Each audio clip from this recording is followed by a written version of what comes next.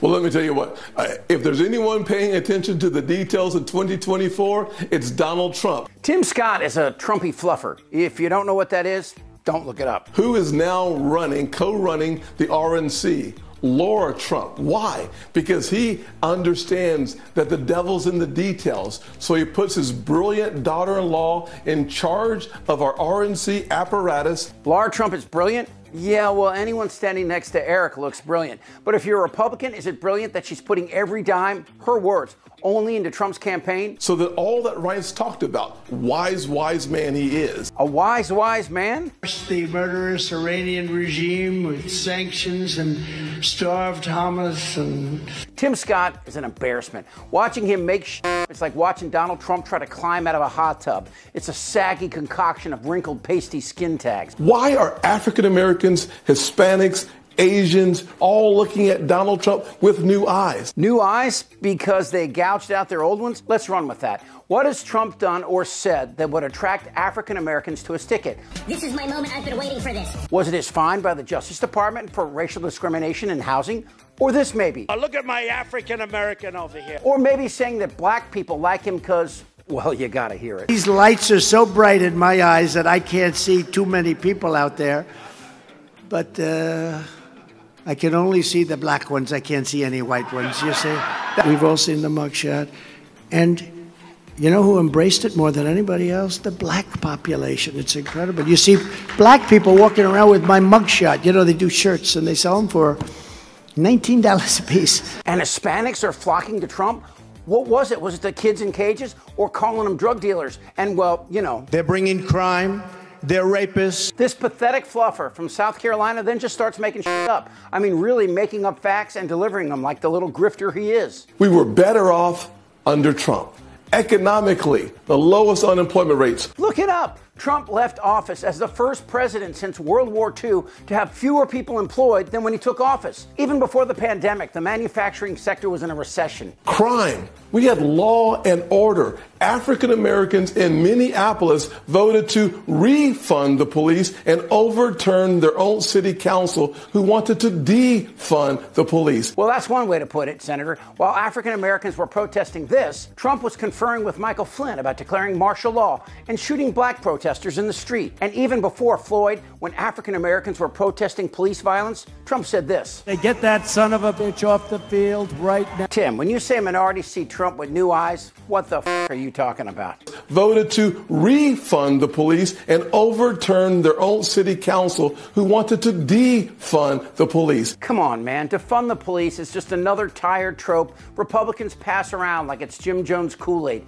Democrats never called for this. And by the way, Republican hacks like Tim Scott, we don't need a president who's going to backstep and apologize, who claim to be the pro-police crowd while calling January 6 criminal hostages. What do you say to that, Tim? You know, the group that beat cops with American flags and sent 100 cops to the hospital, that pro-police. Also on the campaign trail, calling for the release of January 6 prisoners, labeling them hostages, and downplaying the day's deadly events. They indicted me because I fought against a corrupt election. I got indicted. All while Waffle House calls for defunding the FBI. You guys should get together and get your story straight. Here's what we know about Americans. Americans want a fair, level playing field, and there's only one candidate and one party that represents that, and that's Donald. Playing field? What the hell are you talking about? Your Republican Party still denies that Trump lost in 2020 based simply on the fact that you lacked the stones to tell Grandpa Fruit Loops the truth. You know the truth. You lost and your cowardice led to the insurrection and nearly a successful coup of our government. And you have the balls to look us in the eyes and spout this tired old bullshit. Fair, level playing field, and there's only one candidate. The best player on the field? Wow, he's right. Look at that shot. Tim Scott wants so bad to get out of South Carolina, he's willing to do or say anything. Anything. So what I hope that President Biden starts tonight is an apology tour. apologizing for Bidenomics. It has devastated average Americans, apologizing for the chaos and the crime in our streets, apologizing for the open border that has led to deaths untold throughout this country, and 70,000 Americans died because of fentanyl. There are things that we can do. There are things that he can do specifically to reduce illegal immigration, to strengthen our economy, and to push back on the regulatory environment that has become oppressive. All right, Timmy, let's start with the economy. Fat Donnie's economy, it wasn't the best economy under any metric, except for when you lie about it. Take the GDP. Trump never, you understand that word, never reached 3%. In the last 3 years, Biden has had 4 quarters of 4% economic growth, and the last quarter was 5.5%. Try fluffing that, Senator. We need a president who's serious about saving American lives by closing the southern border with a Trump wall. We need a president who is serious about saving American lives by reinstating the Remain in Mexico policy. Wow, Senator Fluffer, that's a lot, but I'll give it a shot. Cherry-picking tragedies and blaming Biden begs the question, what did Tiny Fingers do? Build that wall. Build that wall. Build that wall. Build that wall. Build that wall. But not only did Donnie Sniffles not build a wall, nor anything close to a wall, but with a Republican Congress, you didn't fund border protection at all. In fact, Trump's chief advisor was convicted of stealing from a charity that MAGA donors funded to build that wall, and Trump pardoned him. And for the record, with all your shut down the border crap in 4 years, Trump never did it once. And Obama deported more undocumented than Trump. And this is my favorite. Your leader and altar boy blocked the comprehensive bipartisan border bill that addressed everything Trump previously said he supported. Everything. It ended catch and release, held migrants until their amnesty hearings, and would close the borders when encounters reached 5,000. Why did he oppose it? Because it hurt his chances at re-election. He actually said that.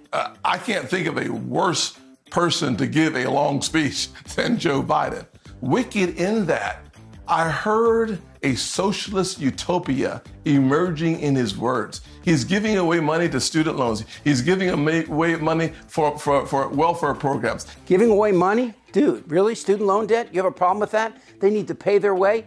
What about the 7-figure unpaid PPP loans that Dairy Queen and other Republicans received? The Trump administration forgave them. What do you have to say about those? And welfare? In the last 3 years, under Biden, the number of people on welfare and welfare fraud has dropped. But still, here you are criticizing poor people asking for help. Is that how you make America great? The Republican Party lies about Biden, but considering who their candidate is, what else could you do? We fight like hell, and if you don't fight like hell, you're not going to have a country anymore. Trump is as unprincipled as a human can be, and that's why unprincipled Americans love him. Because being a Republican means never having to tell the truth or say you're sorry. But being Tim Scott means you still gotta fluff him. Who's with me? This isn't their Republican Party anymore. Am I wrong? Damn right. Yes. Tick-tock. You're in a lot of trouble, Donnie. Follow, like, and hit notifications as Really American keeps you up to date on the latest Republican cult lie in this very important year. For Really American, I'm Chip Franklin.